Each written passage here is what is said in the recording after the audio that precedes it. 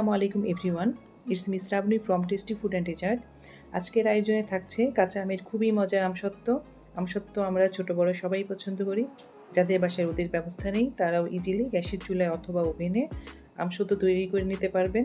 তাহলে চলুন ভিউয়ার্স, আর দেরি না করে রেসিপিটি দেখে নিই। এখানে ফ্রেশ 1.5 কেজি কাঁচা আম নিয়েছি।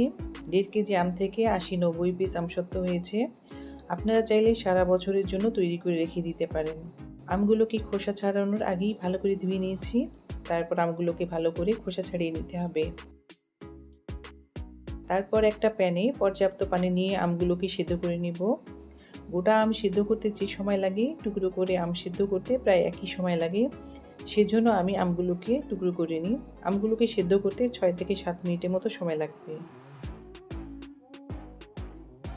6 থেকে 7 মিনিট পর আমগুলো চেক করে দেখব।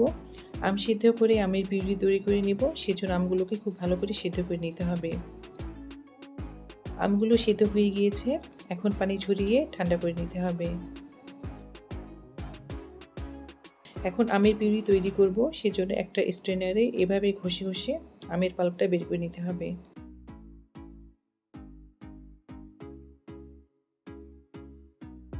রেডি হয়ে গেল আমের পিউরিটা। বেশি করে আমের আমসত্ত্ব যদি তৈরি করেন তাহলে আটি ফেলে দিয়ে আমগুলোকে সিদ্ধ করার পর ব্লেন্ডারে ব্লেন্ড করে নেবেন। তাহলে রান্নাটা অনেক ইজি হবে। এখন সরাসরি চুলায় চলে যাচ্ছি। চুলায় একটা প্যান বসিয়ে আমের পিউরিটা দিয়ে দিব।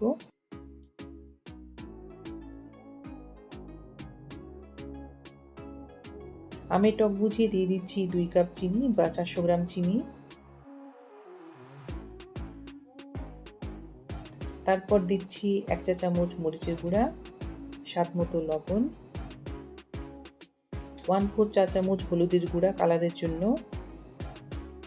তারপর মিডিয়াম আঁচে নেড়ে চেড়ে মিক্স করে নিতে হবে।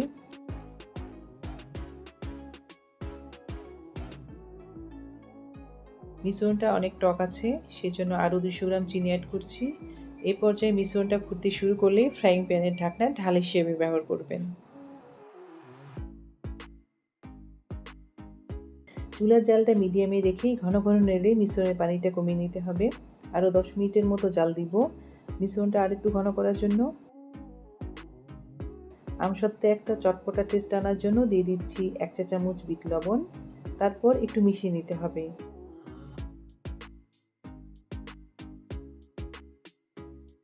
দিয়ে দিচ্ছি ভাজা মশলার গুঁড়া 1 চা চামচ। এখানে 4-5টা শুকনা লাল মরিচ, 1 চা চামচ পাঁচফোড়ন, 1 টেবিল চামচ সরিষা হালকা করে তেলে গুঁড়ো করে নিয়েছি। মিশ্রণটা ঘনত্ব কেমন হবে সেটা একটু দেখিয়ে দিচ্ছি। একদম বেশি ভারী হবে না, আবার একদম বেশি পাতলাও হবে না। আর ঘন করব না, রান্না শেষ হয়ে গিয়েছে। এখন চুলাটা বন্ধ করে দিব। যে পাত্রে মিশ্রণটা নিব সেটাতে কিছুটা সরিষার তেল ব্রাশ করে নিব, যাতে আমসত্ত্ব শুকানোর পরে সহজেই তুলে নেওয়া যায়।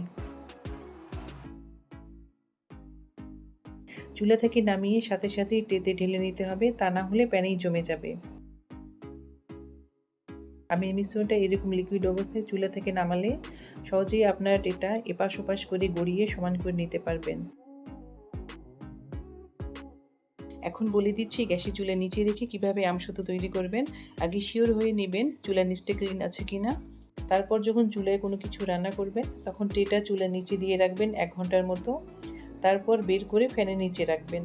দিনে 3 থেকে 4 বার চুলার নিচে রাখতে হবে, আবার তারপর ফ্যানের নিচে। আর এভাবে 2 দিন সময় লাগবে আমসত্ত্বটা রেডি হতে। 2 দিন হয়ে গিয়েছে আর আমসত্ত্বটা খুব ভালোভাবে শুকিয়ে গেছে। একদম রোদে দেওয়ার মতোই হয়েছে আর ফ্লেভারটাও অনেক সুন্দর হয়েছে। রোদের ব্যবস্থা থাকলে রোদে দিবেন। 2 ভাবে তৈরি করে দেখেছি, টেস্ট একই রকম হয়।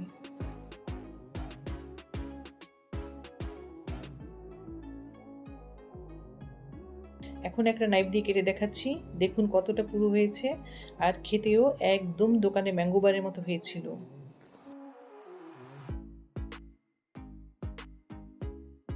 আমসত্ত্বের উপরে নিচে সরিষার তেল ব্রাশ করে কাচের বয়মে রেখে দেবেন ফ্রিজের বাইরে। 5 থেকে 6 মাস পর্যন্ত ভালো থাকবে। 5-6 মাস পরে নর্মাল ফ্রিজে রেখে দিতে পারেন।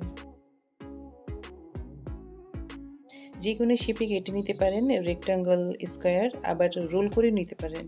রেসিপিটা ভালো লাগলে একটা লাইক দিবেন, আর চ্যানেলে নতুন হয়ে থাকলে চ্যানেলটি সাবস্ক্রাইব করে অনুপ্রাণিত করবেন। এতক্ষণ সাথে থাকার জন্য জানাচ্ছি আনলিমিটেড থ্যাঙ্কস। সবাই অনেক অনেক অনেক ভালো থাকবেন। আল্লাহ হাফেজ।